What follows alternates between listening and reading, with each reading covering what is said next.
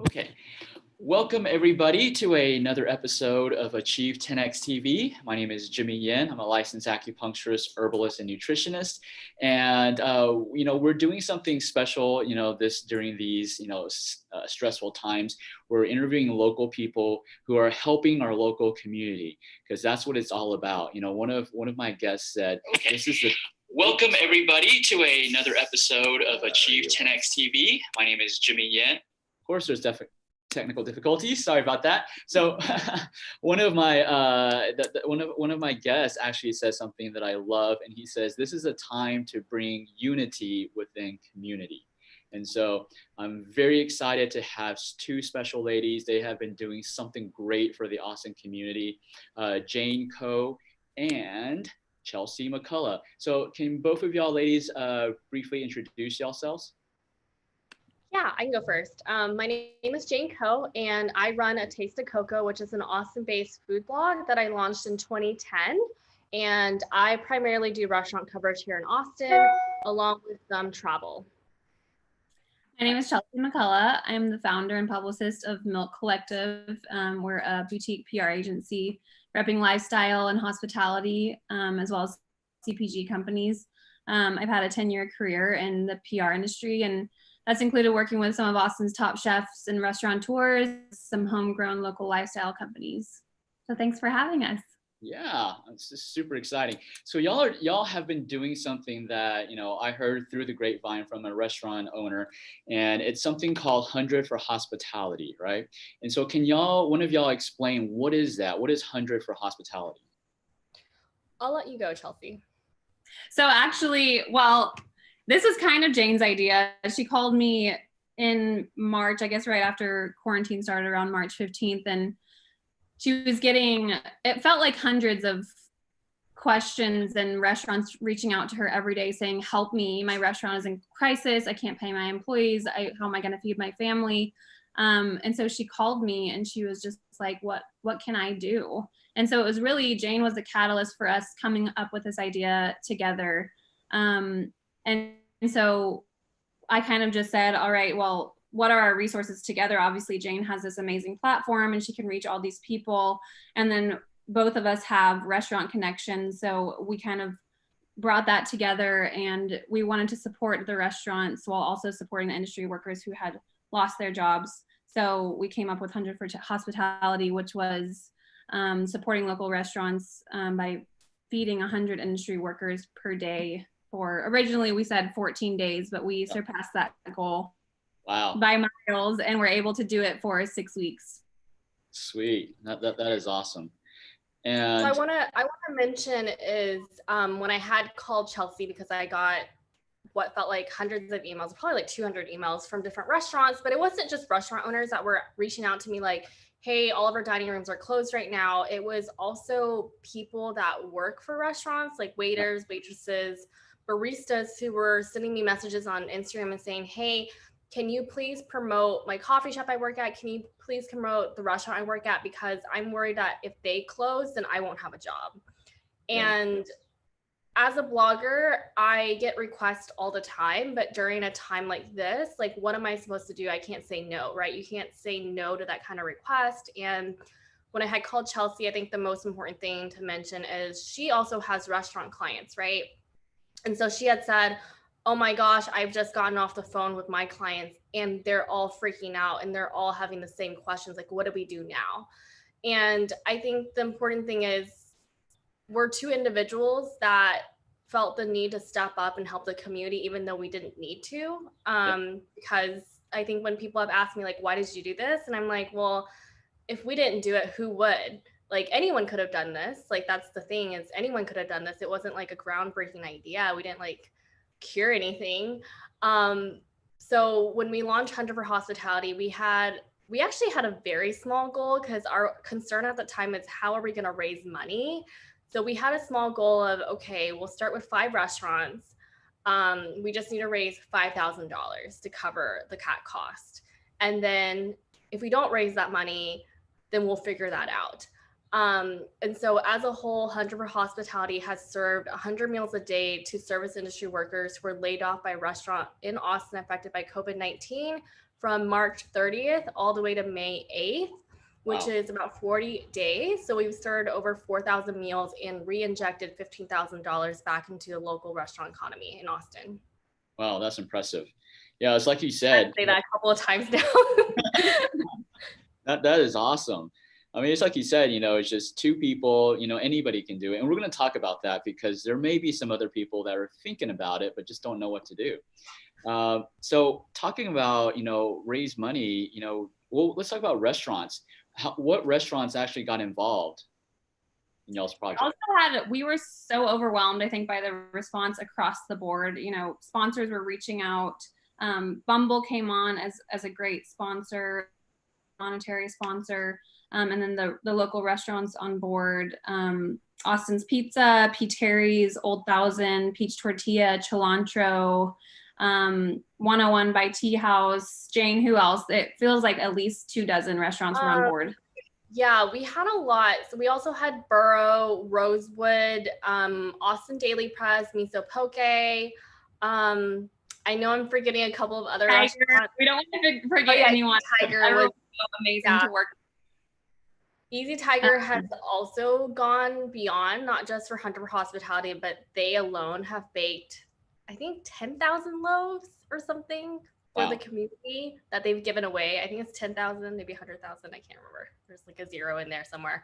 So yeah, we started off with a small group of restaurants. And I think as word spread, we started getting more and more inquiries from restaurants who were like, hey, how can we get involved? For example, like I'm good friends with the owner of Griselda's, and they were another one that also texted me. They're like, hey, how's it going? How can we help you? Can we be part of 100 for Hospitality? But I think a lot of the success also came from, we didn't know if people wanted our help. I think that's also an interesting thing during the pandemic is people need help, but then there's people who aren't willing to want help, right? So The first day when we launched 100 for Hospitality, we had maybe 50 people who signed up for meals, and these are people who were laid off, right? And then by the end of the program, we had over 800 people that had signed up for meals. And so that was just something that was very unexpected. And even looking at our list, it was quite shocking to see the number of restaurants that had done layoffs across the city. And of course, that's in everyone's right to do that as we're trying to, save dollars, but it was just shocking to see that. Yeah. So how did, I wrote down a lot of questions from what you just said. So restaurants got involved, and one is by, sponsoring it as in monetary sponsoring. And then they also got involved. What I'm hearing is that they donated food also, right? And some did both. Or did all do? We actually wanted to make sure our mission was twofold. We wanted to feed the industry workers who had been laid off, and we also wanted to make sure we were monetarily supporting these restaurants who were just trying to make it day by day. So we were able to provide the money that we raised through our GoFundMe was to cover the cost of the food. So it was about $5 per meal that we were able to pay these restaurants who were for volunteering to help us. Okay, nice. That makes sense. So how did people get the meals? I mean, it sounds like they went online to sign up and then they just went to the restaurant, or how did that work?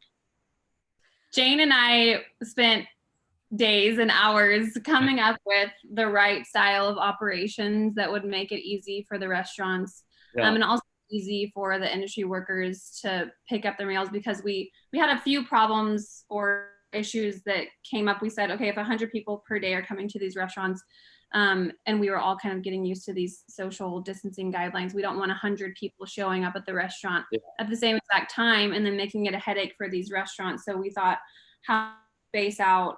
So Jane had a brilliant idea to organize these meals through Calendly. And she organized mostly the internal organizing meals. So Jane, I'll let you talk about that. I'm laughing because it was so hard. I would text Chelsea late at night and be like, oh my God, I'm doing reservations right now. I did get several 3 a.m. texts. I don't ever want to run reservations again. Reservations is a completely separate, humongous operations that I can see why restaurants see such a headache from it, because it is a nightmare to coordinate. And I've never had to coordinate reservations. So I used a tool that we use to schedule this call, which is Calendly.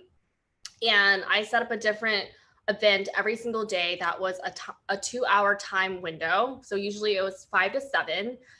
It was then divided up into 15-minute segments with about 12 to 13 people for each slot. So then once reservations open, people could sign up. Once it hit the 13 spot limit, then that time window would close. So that would allow people to come at certain times in certain groups. So then the restaurants wouldn't be slammed. There wouldn't be any violation of social distancing, but we would also, more importantly, make it easier for our restaurant partners because we didn't want them to have 100 people show up all at 5 o'clock. Yeah.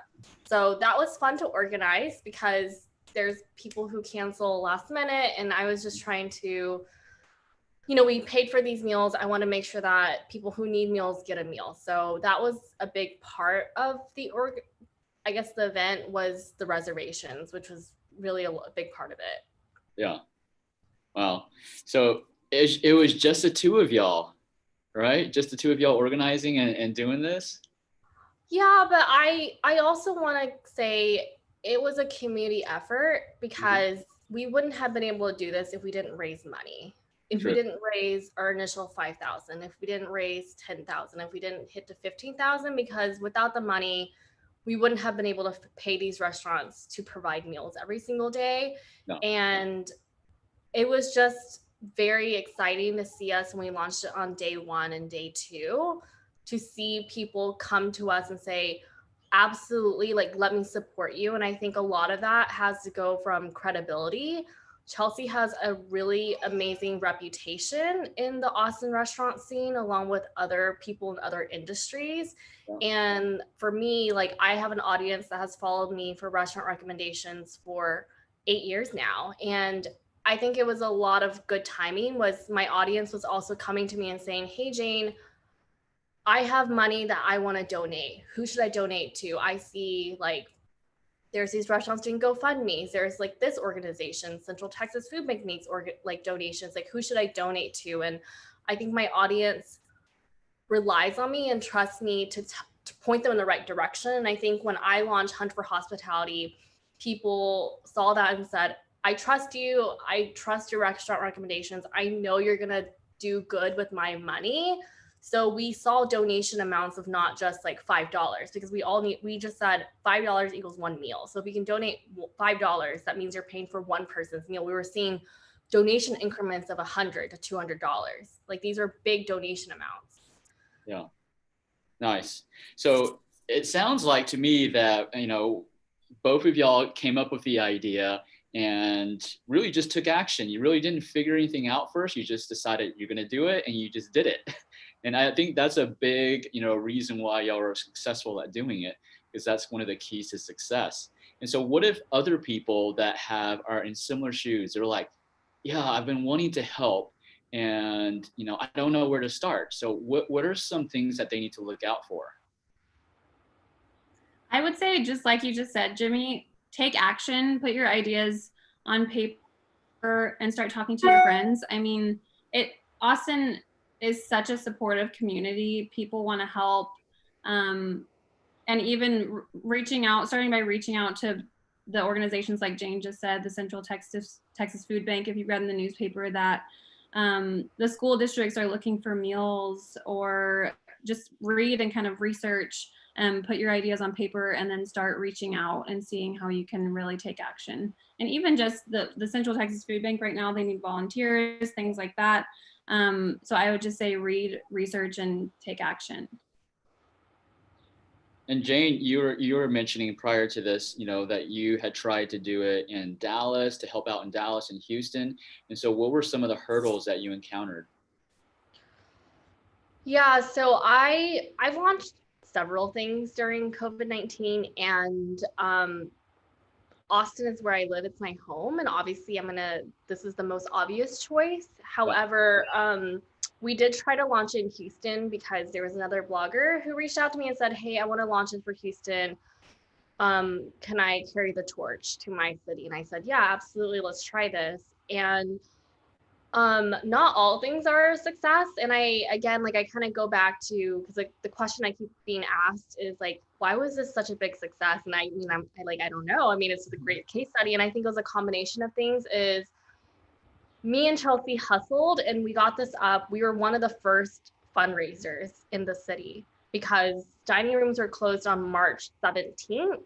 Yeah. And I think I reached out to her maybe on the 20th, and we got this up, I think maybe, I don't know, on the 23rd or something. Like Wow. we talked about it one day, and the next day I was like, all right, I got the website built last night. What else do we need to do? Like I bought the domain and everything.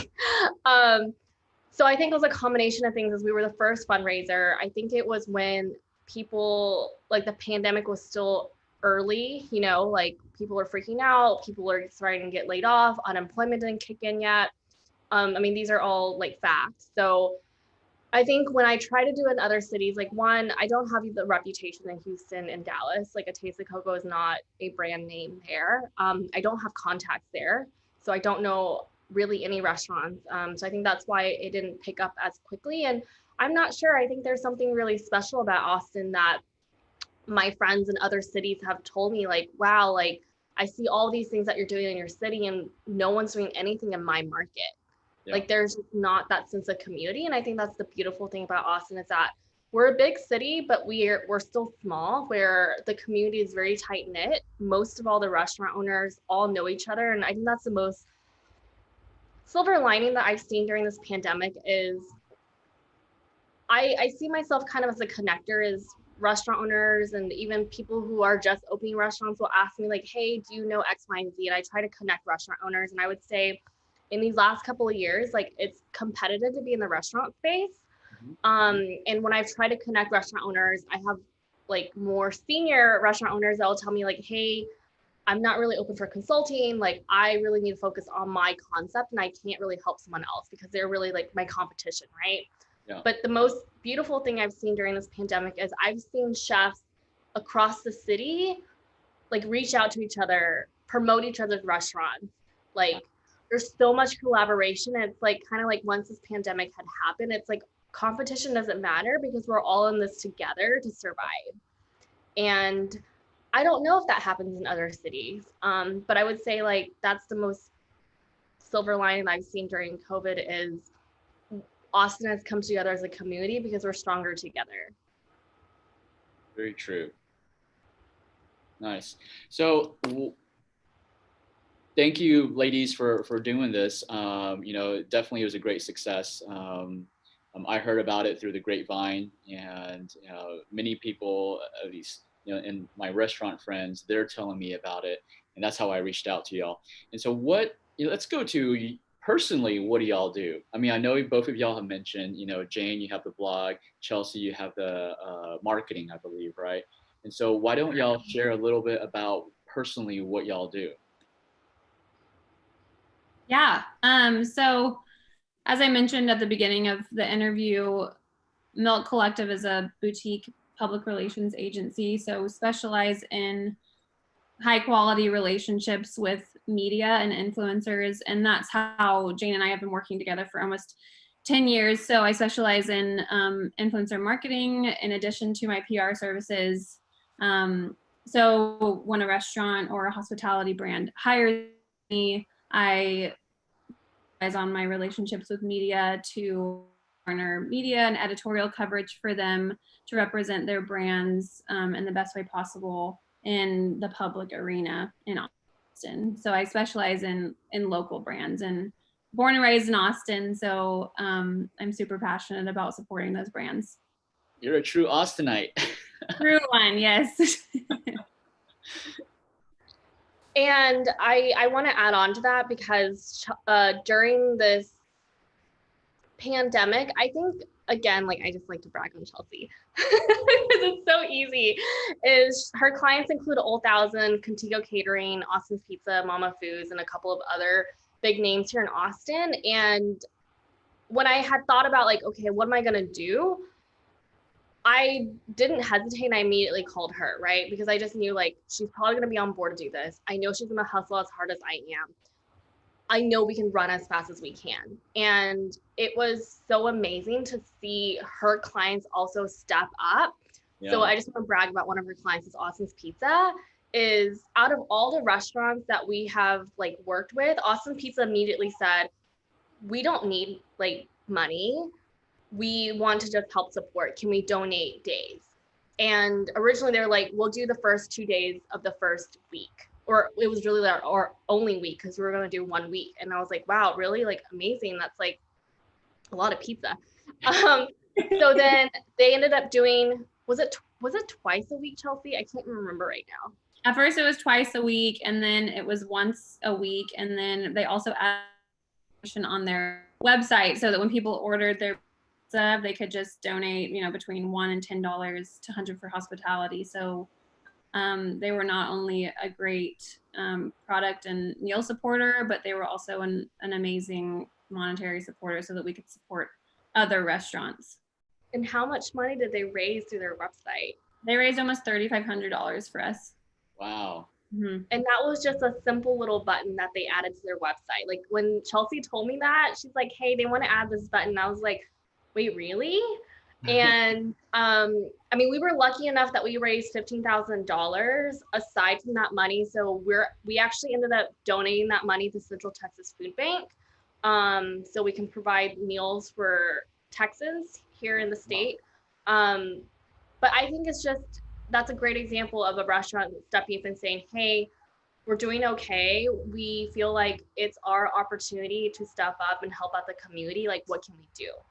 And Chelsea being able to take this program and say, hey, I'm doing Hunter for Hospitality with a local blogger.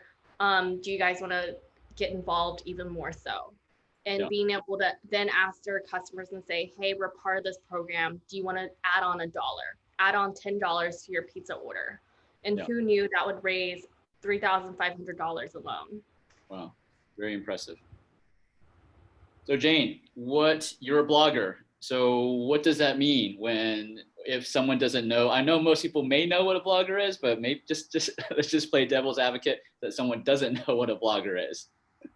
So I create content for my website and my social media channels that I'm obviously most active on Instagram. So on a normal day before COVID, you would see me going out maybe twice a day, maybe 5 times a week, out to restaurants, visiting restaurants, meeting the owners, learning about the food or the new restaurant they just started, shooting photos and posting that content onto my Instagram via Instagram stories and just on the feed and then on my blog. So I guess like my day-to-day job is being in the know and letting my audience know like what's new, where to eat, whether it's brunch, date night, happy hour, breakfast, whatever.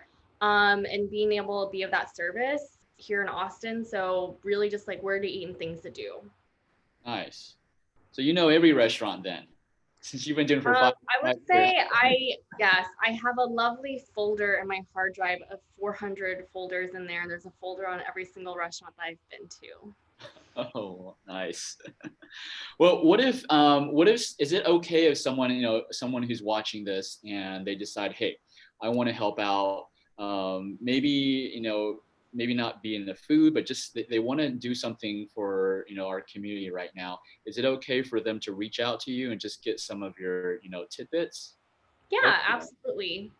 Yes, for sure. Okay, awesome. So we'll make sure that we put your socials, where to contact both of y'all, so that people can reach out. Any last words, any advice that y'all would give people that are during this pandemic? Everything is stressful. Everything is so uncertain right now. In this time of uncertainty, what would y'all recommend people do right now? I would say, I think this is maybe like an economics 101 pointer, but out of disruption comes innovation. So don't wait if you have an amazing idea, don't wait for someone else to take it and then 6 months from now be like, that was my idea. Run with your ideas, be innovative, be creative. Austin is an incredible city for innovation. And take this opportunity if you do have downtime to be creative and spread your ideas. Nice. Jane, what about you? Yeah, so I have like so many thoughts. I think the biggest thing just from I've been spending this time being like reaching out to as many friends as I can on a weekly basis, which is something that I normally would never have the luxury of doing because I'm so heads down and working and visiting restaurants. But Yeah. now we have the luxury of video calls, so I can just, easily schedule time to like catch up with someone. And I feel like through the conversations I've had, majority of them are like discouraged. I think that's the sentiment right now is they're discouraged. They're just like, well, when is this going to end? I'm not getting work right now. I don't know when I'm going to get work. Like, how are you so motivated? Is the question I keep getting is like, how are you so motivated? And for me, like, I hope my motivation never runs out because it's very hard for me to get back on that bandwagon. But I think the thing is, from my knowledge, is let's not move backward because things are not going to go back to normal. That's just the reality is let's figure out how to move forward, how to be better, and how to like learn from this situation. And like Chelsea said, like this is a great opportunity to dig into your bag and think about different ideas that you've had in the past that you just never had any time to do. Like if you want to build a website and become a blogger, like do that. Like spend all the time researching that. If you want to build a company or build a fashion line or whatever, like this is such a great time that we all have this time and luxury at home right now to like do some research and spend time like building that, because any other day of the year we wouldn't have time to do that. And I think during this pandemic too, like even though there are so many brands that are shutting doors right now, like bigger and better things are being built, and they're going to come out stronger from this situation. So, and I think the thing I'll just end with is it's okay to be sad. I think that's the thing is it's okay to have sad days. Like we all have them. Like even for me as a social influencer, is people are like, wow, you're such a big ray of sunshine, you never get sad. And I'm like, no, I do. I just don't post about it because nobody wants to see that. But it's human. It's okay for us to have sad days, but let your body rest. But figure out like, okay, what am I gonna do next? Because I think it's super super important to look forward. Yeah. Well, yeah, I have to say, both of y'all look super young. I won't ask your age, but y'all look like millennials. But it's very inspiring for both of y'all. It's one of the things, like Jane was saying, this is, a lot of people are, there's a lot of negativity going on and a lot of, people feeling down. And one of my mentors always told me, when you're feeling down and you can't get yourself out of the rut, the best thing to do is go out and help somebody else. Because when you go help someone else, you take your attention off, all the being down, and you're focused on helping someone else. And that's, what y'all have done, which is super impressive. Y'all went out and helped people you didn't know. You didn't have to do it. You're young, you're entrepreneur, you took action, you're go-getters, super inspiring. Definitely this interview has motivated me to even bust my ass even more. So I appreciate that, ladies. Thank you. Thank you. So I will post this onto Facebook, and I'll friend y'all and tag y'all. And if y'all can add whatever social media handles, so people can reach out to you. Okay. Will do. Well, ladies, this was awesome, and thank you for inspiring me. And hopefully, you'll inspire a lot more, thousands, millions of people. And thank you for your time again. Thank you for having us. Yes. Okay. Bye-bye. Bye.